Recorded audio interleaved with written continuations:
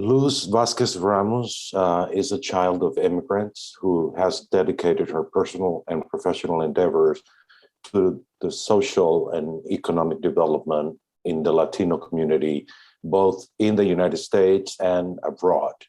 She is currently the Special Programs and Operations Director of the nonprofit organization, the California-Mexico Studies Center. Luz came to the California-Mexico Studies Center during her practicum semester at the Middlebury Institute of International Studies at Monterey, where she was pursuing her dual master's degree in public administration and in international education management. In her role at the center as a special programs coordinator, she has assisted with study abroad, conference program, and curriculum design for academic events in Mexico. Luz also has 2 decades of experience in community organizing, leadership development, and program design and management within education institutions, both domestic and abroad. She has worked as a research and organizational development consultant for the American Institutes of Research, the Institute of International Education in Latin America and the Caribbean, as a U.S. Peace Corps volunteer in El Salvador, and has also collaborated with education institutions and municipalities in California, Mexico, El Salvador, and Peru. I now turn it over to Luz. Luz, bienvenida.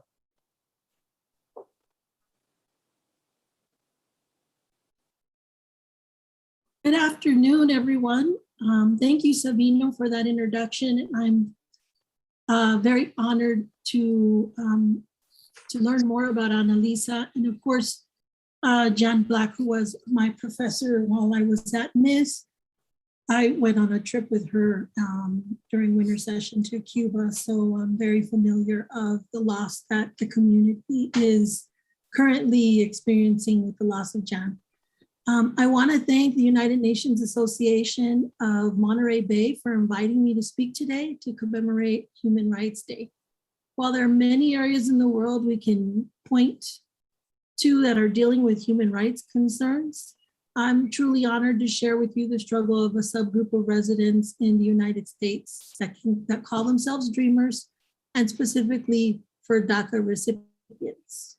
Immigration reform, amnesty, and immigrant caravans have been in the national news quite often, and they lead to heated discussion in the political arena. The debate on comprehensive immigration reform continues to be polarized and a bartering chip in both Congress and US Senate. And human lives are often generalized and their stories are lost and not spoken of. So my interest today is to share with you my experiences and the human stories of those living in the US with DACA status and the uncertainty and daily hardship brings, as well as to talk to you about study abroad programs that we are currently providing that attempt to bring some relief and opportunities to those living in this situation. When I was a child growing up in the 80s, I'm from Long Beach, California, Southern California. And I often went after school to my father's office, which was a legal aid center in the heart of a Latino community. I often did my homework there, played on the steps and hung out and waited for it was time to go home. And I also interacted with many of the kids and the families that came in through the doors there. And one day I noticed that there were a lot of Spanish-speaking monolingual families coming in, and I'm talking lining up right outside the door. And when I realized that they only spoke Spanish, they spoke very little English, and I was probably 8, I figured out how to play games still with those children that were waiting. My Spanish was limited at the time. And it was on one of our drives home from work where I asked my father, why are there so many of these families in your office? What are they doing there? And he explained to me that they were, and I was 8, they were asking for permission to remain in Long Beach. And up until that moment, it hadn't occurred to me how my family got to Long Beach. All I knew was I was born there. And I had no idea that a person, a human being, could have to require permission to be somewhere. And so those notions began floating in my head. The look of worry and struggle on the faces of these families was heavy. And although I had no idea at the time what borders were or words like immigration meant, I understood that these folks physically looked like me. Somehow they were being treated differently. I watched and noticed as my father and his staff carried themselves unafraid, confident, and offering relief to others. It puzzled me, though, how we had the same ethnicity or demeanor or look, and yet we were still treated differently. So in the car that night, I asked my father, why are we different from the people in line at your office, and how can we help them? I told him that could be me, the situation they were in, when he explained it to me, and that they had the same needs as I did, to be safe with my family and play and have fun. My father explained to me that all people should be treated the same, and they aren't different from us, but there are laws and borders that sometimes define where a person is born and what rights they have. He told me I was born in California, right here in Long Beach, and that I belonged here. In fact, my father always made a point to point out the hospital when we passed by it and say, look, you were born there. Many years have gone by and that hospital is now closed, but the building is still standing vacant. And as I drive by it still, when I am in Long Beach, I think about the story of that's where I came from. That's my origin. The families in the line at that community center were from other countries, and they needed our help with filling out paperwork so they could stay in Long Beach and live there and belong there too. Later, I would understand that families in that center were asylum seekers fleeing civil war and turmoil in Central America, and were protected by President Reagan's Immigration Reform and Controls Act, also known as DACA. Asylum seekers are refugees that apply for asylum in another country and seek international protection. A refugee is someone that is fleeing their home country to escape persecution or serious threat or harm. This is how I came to understand, and at that age, the need for humane comprehensive immigration reform. I asked my father recently why he pointed out the hospital every time we were going by, and he told me, because that's your history and that's where you belong. In 1981, my best friend Carmen came from Guatemala with her mother, father, and 3 sisters. When we were 6 years old, Carmen told me how in the middle of the night, they gathered their belongings and all the money they could scrape up and fled Guatemala City. They never got a chance to say goodbye to their grandparents or the family they left behind, and it would be about 12 years until they could see them again. Carmen's family arrived in Long Beach, having left a thriving, successful family business, only to start their lives all over from nothing in the US. These are circumstances for many immigrants arriving in the US every day. I've spent my life's work involved in nonprofits that provide resources and opportunities for immigrants. I have an amazing opportunity, as Sabino mentioned, to serve as a US Peace Corps volunteer in El Salvador, where despite my efforts to create youth-led small businesses, I watched as my village shrank, as many youth I worked with on a daily basis fled to the US, like Carmen, leaving in the middle of the night and not saying goodbye. I also studied at the Middlebury Institute, as Sabino mentioned, where I received my master's in international education management. And at the Middlebury Institute, I learned how to design and implement study abroad programs. Since my focus has always been advocacy and access for underserved populations, I thought, why not create a program for DACA recipients that would give them a chance to visit their families, learn where they came from, and return to the US safely.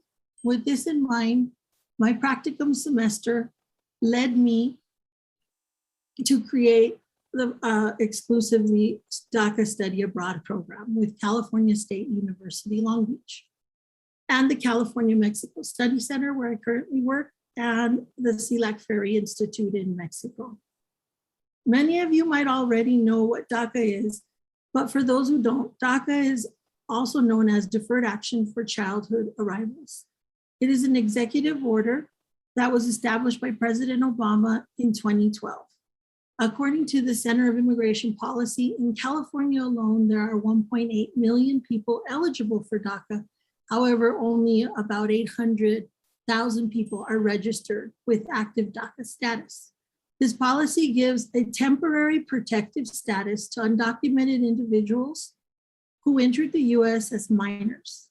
DACA recipients must renew their DACA status every 2 years by paying $575 to USCIS.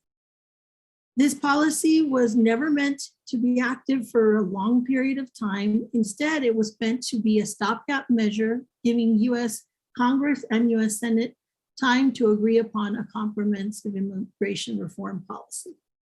DACA is not a pathway to citizenship. It is a promise to create a pathway for these DACA recipients. For 5 years, US Senate and Congress could not successfully pass immigration reform. In 2017, President Trump tried to rescind DACA and ordered the Department of Homeland Security to stop accepting DACA applications nor advance parole permits, travel permits required or requested from DACA recipients.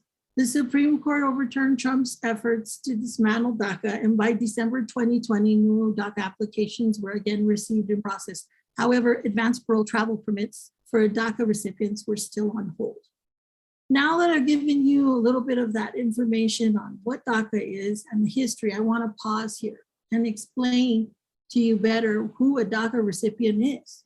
A human being, a young person living in the US that has dreams and promise, that probably doesn't even know their country of origin well, and definitely calls the US their home. I ask you to clear your mind for a minute and think back to when you were 16 years old. Remember what high school you were in, who were your friends, did you live with both your parents, a single family? At 16, maybe you were excited to get a job or to take your driver's test, get a license. Now imagine your excitement ending when you ask your mom or dad to sign your work permit or your learner's permit for driving, and all of those require social security number, and they tell you you don't have one. And at that moment is when many of these DACA recipients find out that they're undocumented and that their future opportunities become now limited. That is what a DACA recipient is, just a young person trying to live in the US. I currently work for the organization California-Mexico Study Center, where I coordinate heritage-seeking study abroad programs for this group, for DACA recipients. In order for participants with DACA status to be allowed to travel outside of the US and successfully return, they must first apply for something called an advance parole permit. This permit is granted by USCIS, which is the US Customs and Immigration Services Office. In April of this year, after an exhausting 3.5-year campaign to restore advance parole for DACA recipients, because it was rescinded back in 2017 when Trump tried to rescind DACA. We struggled for 3.5 years, I would say, with the campaign, going to DC, educating folks on, yes, we need comprehensive immigration reform, but advance parole is a human right. People need, in the meantime, to be able to leave and come back. People have loss in their families. They have many reasons why they need to come and go. That being said, after that campaign, and without seeing success in it, the California-Mexico Study Center sued the Department of Homeland Security and Biden administration for failing to grant advance parole travel permits to DACA recipients. Many of our participants had advance parole applications pending in the USCIS office over 1 year and some longer. And many had experienced deaths in their families, emergencies, things that, you need to be able to attend to in person, and they were denied the right to deal with their difficult circumstances. Within 2 weeks of filing the suit, the Office of USCIS was in touch with us to establish a streamlined process for approving all of our program participants. And we were finally back on track for our summer of 2021 program this last June. Because we had so many people waiting for advanced parole to be restored, we went from having one group of 40 participants to five groups of 40 plus participants, totaling 220 participants. This was an unprecedented number for us, but the need has been so great for folks. So we set out to create the program and have multiple groups so that no one was left behind or left out. For many of our participants, this life-changing experience as they find themselves being able to see their loved ones again or meet new family members they've never met before in person. For others, their experience is bittersweet as they carry the guilt on their shoulders of being able to travel while maybe their mom or their dad or their siblings are back in the US and cannot. Some report back having also been at the cemetery to visit family members that have passed because they weren't able to go when that passing happened. The loss is real and palpable. Their experience can be emotionally draining and surreal. For them, they are often report living the experience for their other family members that are not there. So it feels surreal to them because they're trying to live that experience for their mom or their dad or whoever's not there. In fact, 90% of our participants expressed the need for mental health support, which our program also provides. California Mexico Study Center provides all participants with pre-departure sessions, group therapy sessions before, during, and after the program. And it is also a requirement for them to write an ethnographic research paper, which we also consider a tool for participants to process their emotions. Some of our participants cannot go back to the town where they're from because of current violence, drug cartels, or other family dynamics that keep them away. In these cases, they arrange to meet family somewhere else, or they make a special permission to enter their town, as was the case of Maria, who wanted to see her grandmother in Michoacan, despite activity with cartels. For some people like Maria, this program gave her the chance to be with her grandmother again and to see, despite her immigrant hardships in the US, her family's choice to move was the best decision for her. The level of reflection, closure, and perspectives that emerge, that come from all of these participants like Maria, is just incredible. In fact, they learn more about themselves even when they return home to the US and experience reverse culture shock. And they also come through it with more confidence, more clear goals in mind, being more outspoken, feeling like they belong, understanding that they are ultimately the masters of their fates and the captains of their souls. Many of them describe their time in Mexico as liberating as they feel the weight of being undocumented off their chest for a minute.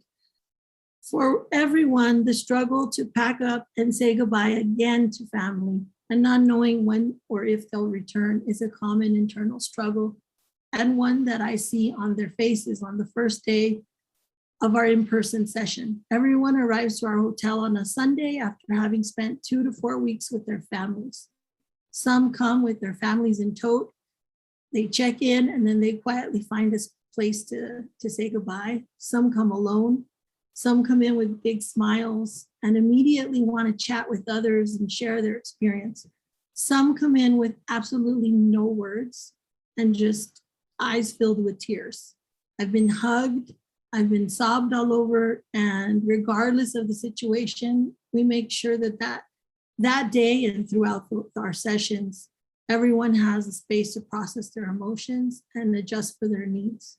The emotional support and safe space in the in-person academic week or session that we have is priceless for these participants, and they often express their gratitude and forge bonds with each other that go beyond the trip.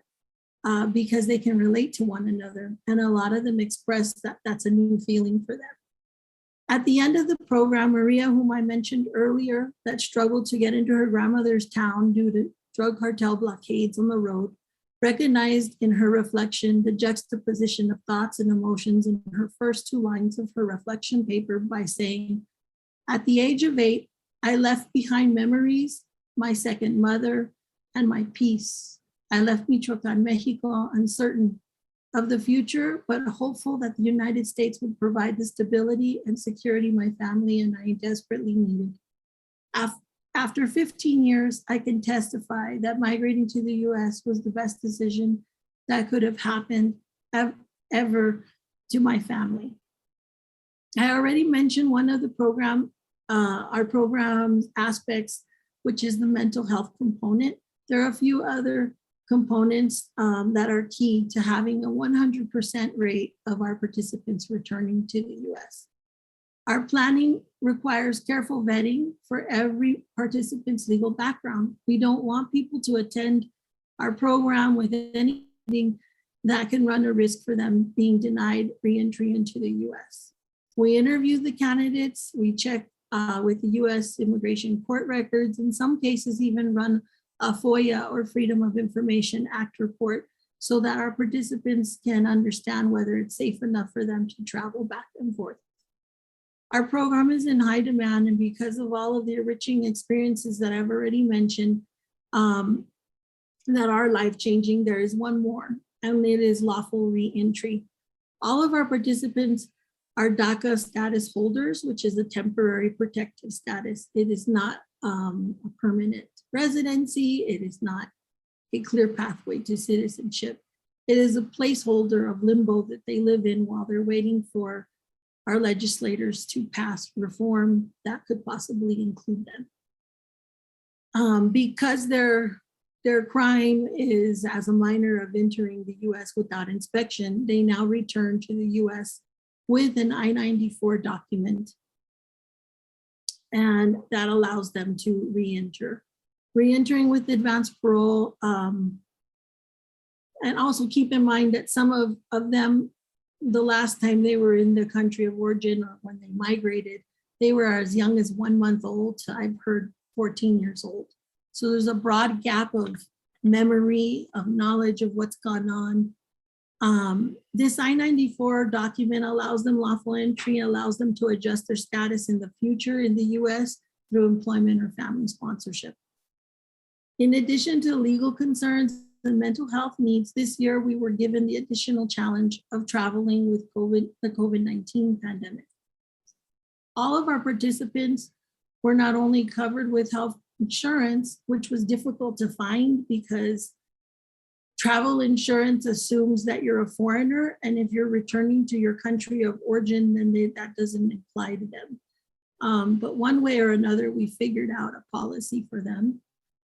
We also brought on board that made sure everyone was tested for COVID before leaving the US, before joining our group, and before leaving on a flight to the US. That's a requirement now by the US.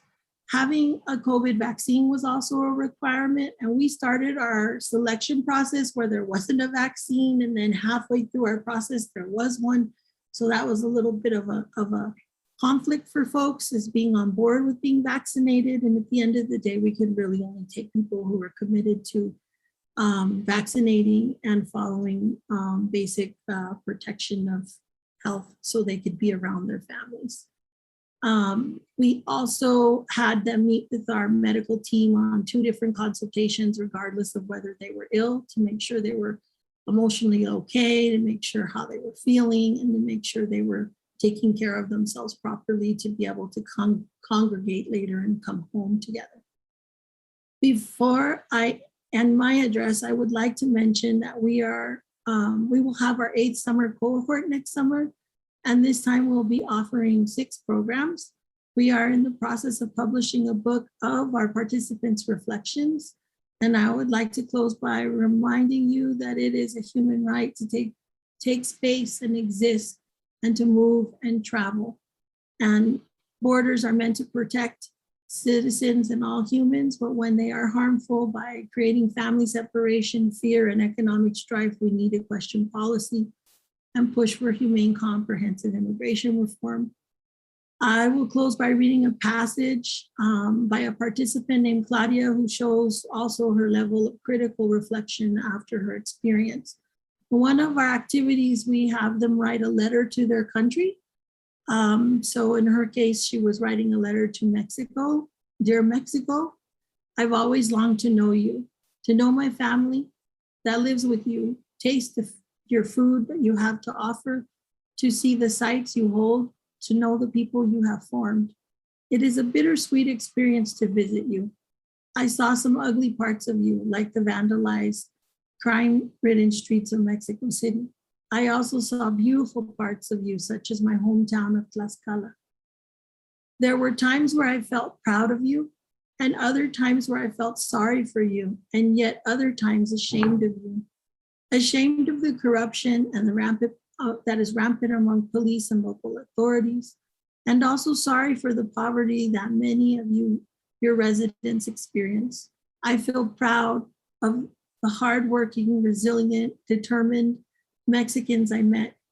I felt proud of my family who are artisans of Oaxaca and laborers in Chiapas. I'm proud of my hardworking aunts and uncles and cousins who have started their own businesses and are never too proud to work hard to get ahead. I am, though, ashamed to see how European beauty standards still have a place here instead of resisting the European influence. And we are submitting that, and Mexico City is filled with beauty ads that offer pale faces and light-skinned women. Despite having indigenous roots, Mexico, you don't have appreciation for them. I hope one day that can change slowly but surely. Regardless of your flaws, you have beauty, you have love, warmth, and esperanza, or hope. And before I switch to any Q&A, I also want to show, if I can share screen, a really brief, hold on a second, video, so you get a sense of some of our. My name is Kenya Duarte, and I went during the summer 2016 group. I decided to apply to this program because I have friends who went on during the winter 2015 trip, and I was, following them on social media and everything, and it just looked like an amazing program. And plus, it seemed like the last opportunity we had to go before Trump got in. So it was perfect timing, and it seemed like the perfect program for me. So that's why I chose to go. Tell us how you felt when you got to Mexico, like the first day. So getting off like the airplane and everything, I always tell people this. It's like unexplainable. I started to get like all these flashbacks from my childhood, like the scent, the noises, like everything seems so familiar to me, but it was a place that I've never actually remembered. But you seem to be... No sé por qué, pero el olor me trae recuerdos. Y es raro porque yo vine de 3 años. Trae un recuerdo bien raro. El olor, huele. No sé cómo describirlo. So like as soon as we got off the plane, like everything just hit me at once. It took me a bit to like get, to be like, oh, okay, I'm actually here type of thing. But it was, it was amazing. Yeah. You think about all the scenarios and everything that's gonna happen, like even before leaving. But like it's nothing at all like what you imagine it, and it's a lot better. I was able to see family members that I've never seen before. Visit my grandparents' tombs. Just I don't know how to explain it. It's changed me. Being back here in the States now, it's just. I have a different perspective to life. I definitely, thank my parents for, the sacrifice they made. Getting a little emotional because it's just like me remembering everything that I went through over there. I wouldn't change it for anything in the world. Like, yeah. So what would you tell other dreamers about this I would tell them that it's worth it. It can be stressful, I know, financially as well. But apply to all the scholarships. Apply. Try and get the money somehow, because it's a life-changing experience. Totally worth it. I won't be able to explain it, but for those that do go on the trip, once you guys come back, you'll know that feeling.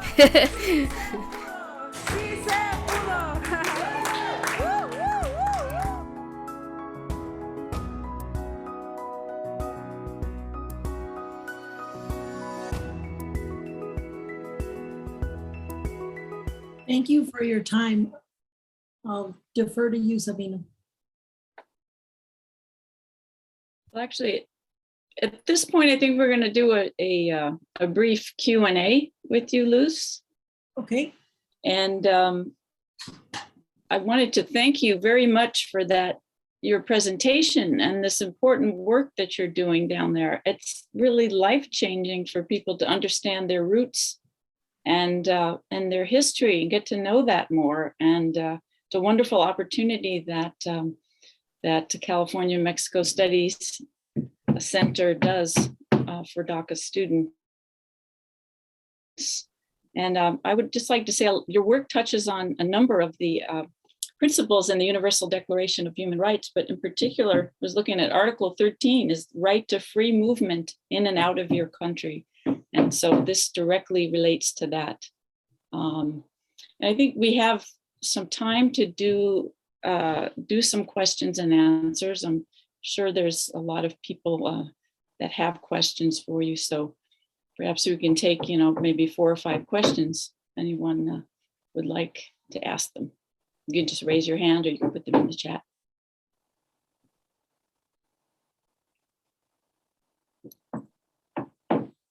Okay, while we're waiting, there's actually a question about what characteristics are you looking for when selecting a participant in your program?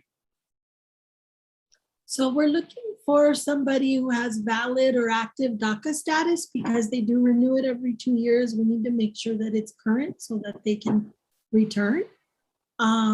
We're also looking for somebody who has a clean legal history, things you do when you're young, they come back to you. And unfortunately, when you're not with a permanent status, it even matters more, right? There's no forgiveness.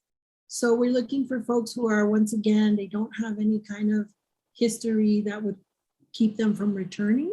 We're also look for people who demonstrate and they have history or experience in leadership and have contributed to their community. For us, the pay it forward mentality is super important, that folks are somehow involved or they can spread the word about our program to others and share. In the case of now, the world we live in with COVID-19, a vaccine is mandatory. So somebody that's open-minded to getting all that done and that understands that even if it's not for yourself, it's for everyone around you. Once again, with that giving back kind of attitude. I think also we're looking for emotional and intellectual maturity, because there's time where the folks are going to be by themselves with their family. We want to make sure that they're able to stay safe and make good decisions. And there's an online application and a letter of recommendation and a Zoom interview with us to kind of determine those things. Okay, very good. Thank you. So here's another message or another questions coming in.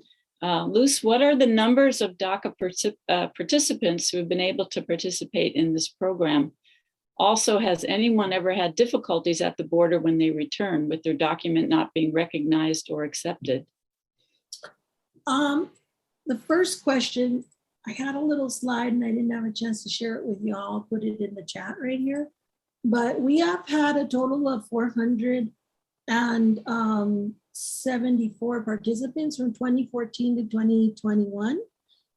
They are now, we started off the first 2 years with just California and honestly Cal State Long Beach. And then we opened it up to other counties, started working with people in other states. So we have people from 29 different states, wow. California being the majority. And then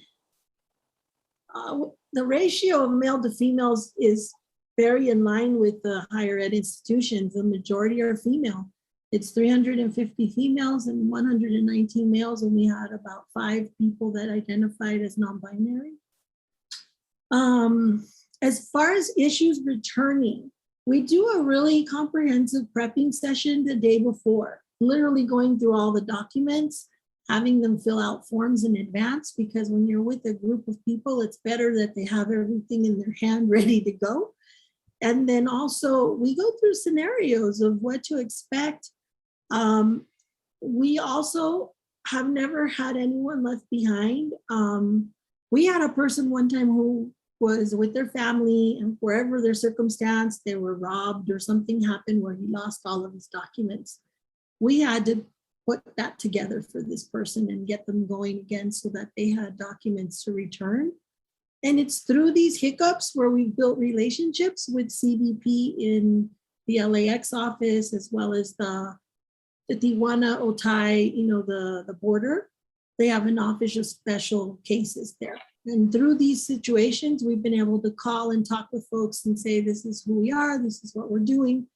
And we've had also strong legislative support with our local congressman, Senate. So we've been able to always help somebody. We haven't really had too much other happen. We have had people tell us sometimes they had a Border Patrol agent that was just really rude and, maybe anti-immigrant bias, that they were to be prepared to not argue with somebody, answer the questions, smile. It's a waiting game. You just have to get through it, because what does happen is everyone with DACA status does not go through just your normal customs. They actually have to go to secondary inspection because they have a different type of document and more background has to be reviewed. But mostly they wait because there's other airplanes of people from other countries coming in ahead of them. And yeah, that's been the most of our situation, is somebody saying, oh, this person wasn't so nice. But I think they get the sense that, oh, this is a group of people and they're not leaving until everybody comes out of there. And that's part of why we have them all return together, so that no one's forgotten. Okay, very good.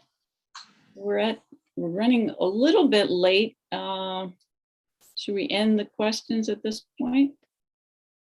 And I think you can, Luz, could you just explain how people could be in touch with you if they have additional questions or want to contact Yes, you further? you can email me at studyabroad@calmexcenter.org. And I'm happy to answer any questions. And also, my phone number is 562-506-4461. And also anybody in the committee you can reach out to, and they can forward my information to you. Great. Thank you so much. You're welcome. And I think at this point, we're going to pass it back to Boyd. Okay. Well, thank you very much, Luz, for that very inspiring talk about the path forward for the DACA students, the work that you are doing, and your organization, and wish you all the best in that. So this brings us to the close of our celebration of Human Rights Day.